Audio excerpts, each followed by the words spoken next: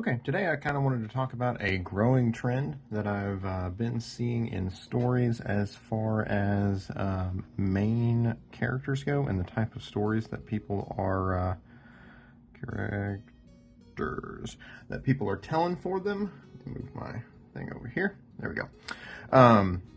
And basically what it is I've kind of tried to look back and get a better understanding of the types of main characters and types of stories we see over the years, basically, over the generations, more or less.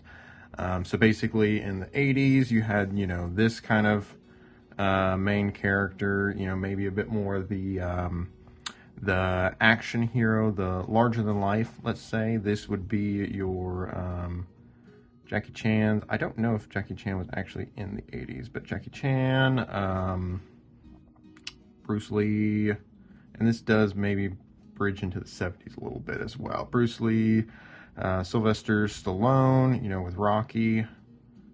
Then we've got, trying to think of the other, Chuck Norris. Basically, you kind of have these big blockbuster characters. We'll include James Bond, because of course he expanded across the years, but he falls into that category. James Bond, with my light as well.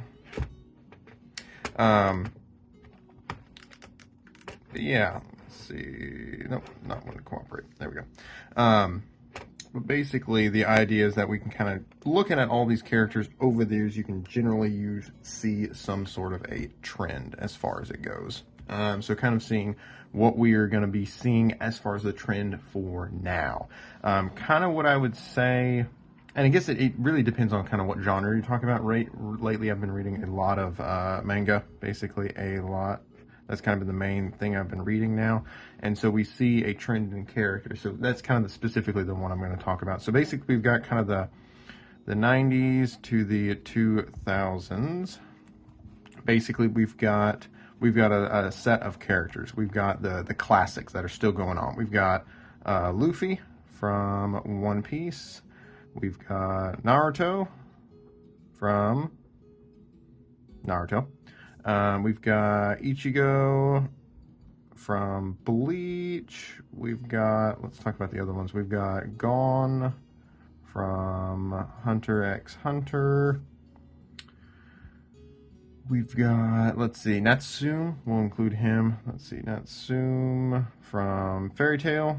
Let's see, Let's see who else are the main ones. I feel like that kind of covers the main ones, but basically you start to see very clearly a similar type of hero. This is the loser / nobody, who eventually trains and becomes somebody. Basically, that's kind of, so basically the way it works is they start off worse than everyone else. So let's say here's the line for everyone, and they start off down here, and then they work their way up, and they work their way up, and then they work their way up. And this is an arc. Basically, you could call this an arc or something like that.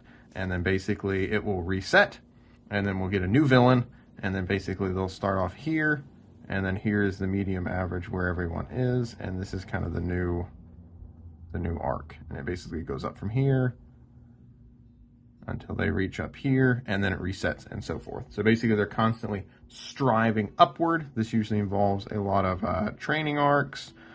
You feel the power level is pretty clear, basically, between characters and everything. So this is where you can kind of see, with One Piece, Naruto, Ichigo, you kind of see the powerful characters early on. This is kind of explained when, Ichigo first meets Aizen, and you start to see who he is for real.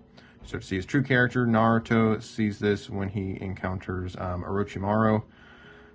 Basically, we are given a clear understanding of the lack of strength, the power difference, basically. So again, we're reminded, basically, us and the main character are reminded that we are down here and that we need to get up here. Ichigo, same thing with Bleach. It's been a while since I've seen Bleach, so I'm not really sure what all happened with that. But basically, the whole point is you're kind of seeing that they're very weak and they're trying to get more powerful. And this is kind of the way. And they do it through training, hard work, determination, and kind of it's got a very hopeful message built in it. So it's no matter who you're born as, this is the the great Rock Lee story, basically one of the best characters from Naruto.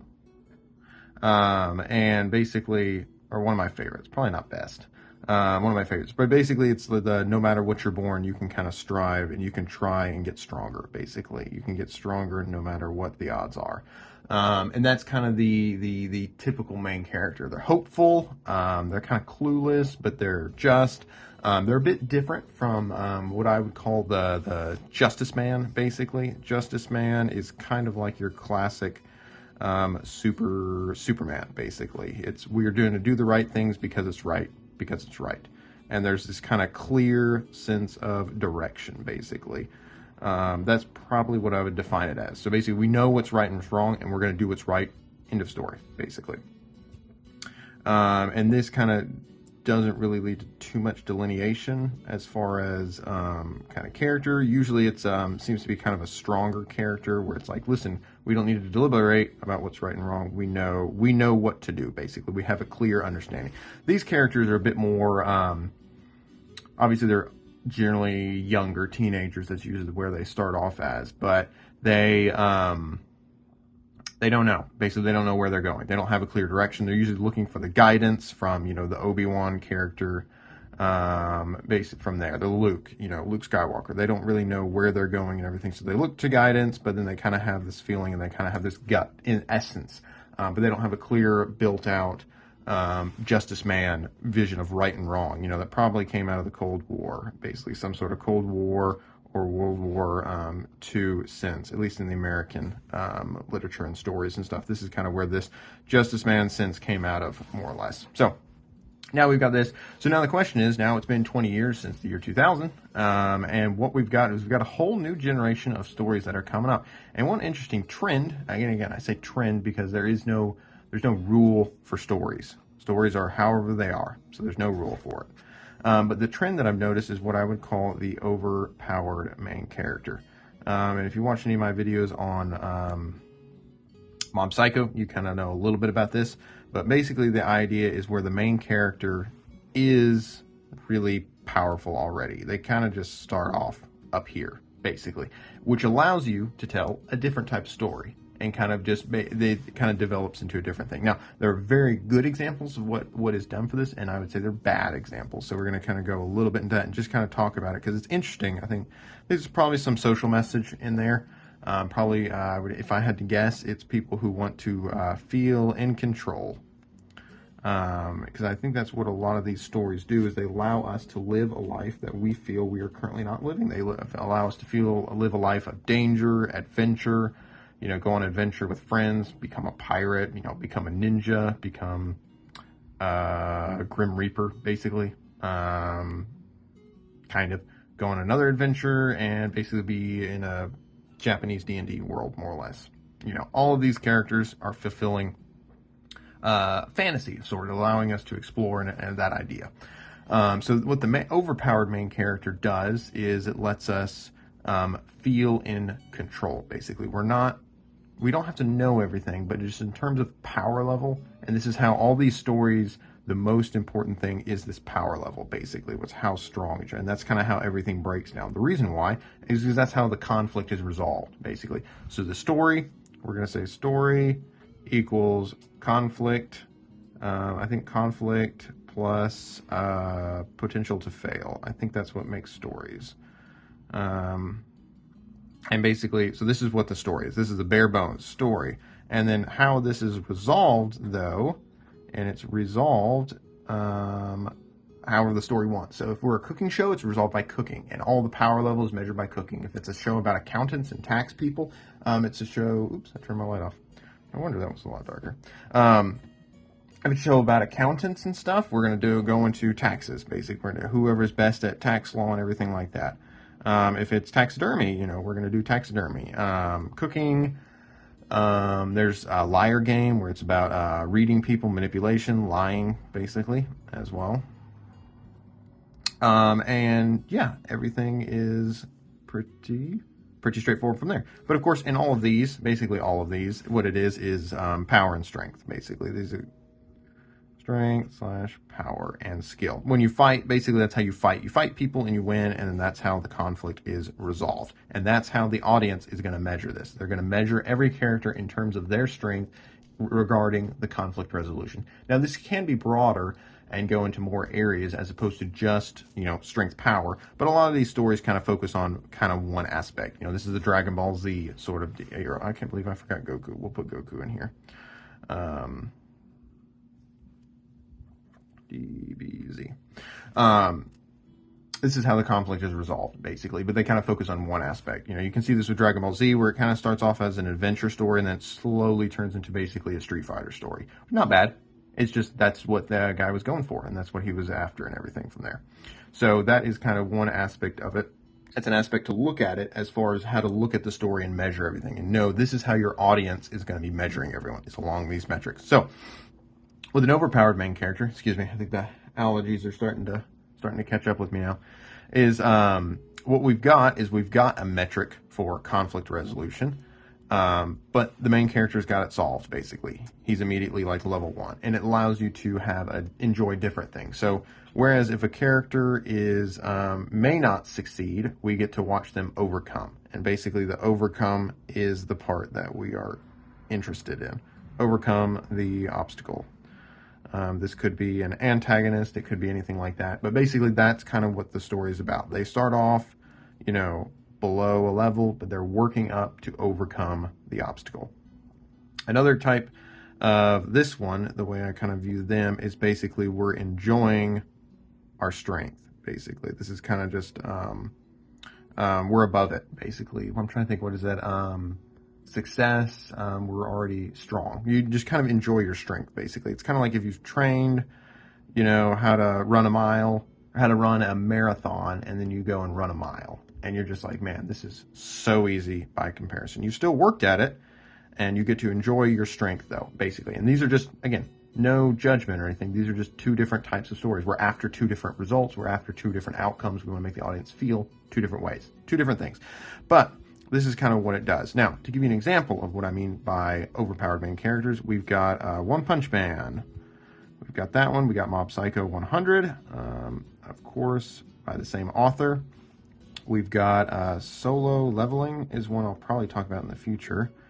Solo Leveling, Shield Hero is kind of included in here. I'm not sure, really, but we'll kind of include him. Shield Hero, let me see. I read one, and God, it was awful, but I read it for longer than I should. It was, I would say it's trash. It's good trash.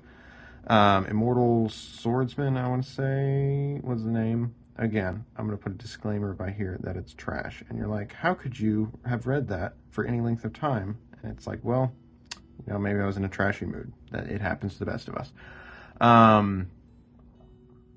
Mortal Swordsman. I'm trying to think if there's any others off the top of my head. I'll have to do some thinking on it, see if there's any more. But this is kind of something that I'm noticing that seems to be getting more and more popular, more and more stories that kind of fit this model. And basically what it is the good way to tell this is it allows you to focus on something else other than strength, basically. So it's like the way the story works is I'm super strong, so we're going to have a story about friendship, basically maintaining friendship. This is what Mob Psycho does really well. One Punch Man, it's honestly a comedy, so it's kind of just about fighting and strength and enjoying and having fun, basically, if I was going to call it. But basically, you can see, even in One Punch Man, that we see it with Genos, who kind of follows, basically, the stereotypical main character arc over here. That's what he's doing. He's just going to he's going to get stronger, avenge his family. He basically is just living out this life. And by contrast, we have Saitama, who's just the overpowered guy. Solo Leveling is a great example of this, because basically the way the story works is after the main character, so we have an intro scene where the main character becomes overpowered. That's kind of like the intro arc. And then the way the story works, basically up until it ends, is here's the main character. Everyone expects him to be weak. We're just calling this the strength metric. And he's down. Everyone expects him to be here, but he's actually up here. This is kind of where, what was that? Okay, so this is where everyone thinks is. This is where he is. There's a conflict that happened. So let's put our conflict bubble right here. We'll give it some teeth. All right, we'll make it angry. There we go. An angry cat or whatever it is with teeth. Conflict bubble comes up, and everyone else in the story, we'll call them the team NPCs, is defeated, basically. And they get destroyed. And then the MC, who no one expects, he usurps expectations. We'll just put that as UE. Usurps expectations and saves the day. We'll call it that. And kind of it does two things. One, you save the day, which everyone's super happy about. But two, you do this thing where you immediately buck everyone's expectations, which kind of allows this sense of superiority. Superiority sounds really negative, but basically you're on the inside, basically, because it's basically us and the main character. So we, the audience, and the main character know what's going on, basically. So it's kind of like, basically, the story feels more or less being on inside on the joke, more or less, the entire story. Let's see, joke. Inside on the joke. And this is how the story works. So basically, and this is just repeated over and over and over again. And it's great. I loved it. I really enjoyed it. It was cheesy and everything, but this is how the story works, and it basically just resets. They introduce new characters who think the main character is weak. There's a conflict. Turns out he saves the day. He's way stronger. He usurps expectations of the NPCs, basically, from there. And plus the world, the story world, where they think he's weak. Turns out he's really strong. End of story. Next conflict. They expect him to be weak. He's really strong. Next conflict, and so forth. And it's great. And they do that literally the entire time up until the end. But that's the reason why the story got so popular, basically. Shield Hero is a bit iffy on this one because he just doesn't follow the traditional. Trying to think, I read a decent amount of it. I think 200 chapters or so, and it didn't seem like, I don't think he ever really trained or anything like that. Basically, what it is it kind of followed a lot of this same thing where they kind of expected him to suck. He wasn't necessarily overpowered. He was just stronger than anyone expected him to be. So he would then fight, overcome, on to the next thing. And then basically, then in this, he would use it to adopt another member of his harem, more or less, and kind of go from there. Immortal Swordsman is literally, like I said, again, it's trash. I'm trying to think. There was another one that I read that was equally bad, where it's basically... Oh, yeah. Sorry, God. I can't believe I forgot. Eminence in Shadow, basically, is another example of this, where the main character kind of inexplicably just starts off instead of... starts off... My R back there. Off... level, we expecting level 1, but it's actually level 100, more or less. That's how the story goes. Everyone expects you to be level 1, but you're actually level 100 from there. And then that's how the story plays out. So Eminence in Shadow, I can't believe I forgot that one.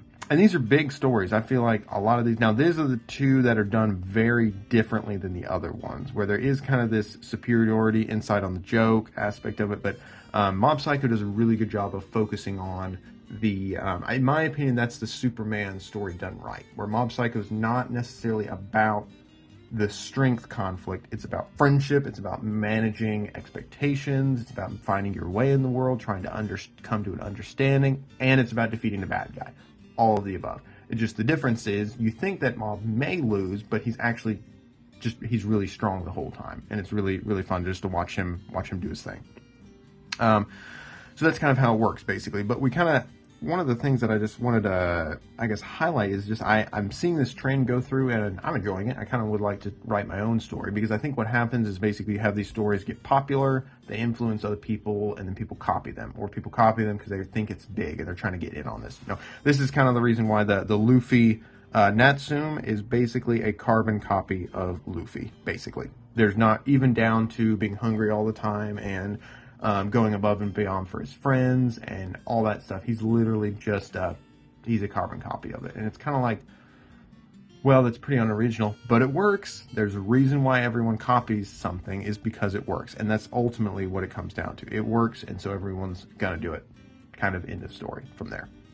But yeah, I kind of wanted to just highlight that and kind of talk about that. I was planning maybe in another video I'll talk about kind of what it means as far as society if we want to have stories with main characters who are in control, who it's a lot more of a comfortable story, basically, because you know the main character is going to succeed in this regard, and it's nice. It just depends on what story you're trying to tell and what you want to go for. Maybe you can use some aspects of these for it, because there is some of these aspects where the characters are overpowered in instances. I remember there's one part in One Piece where somebody picks a fight with Luffy and he like doesn't really fight.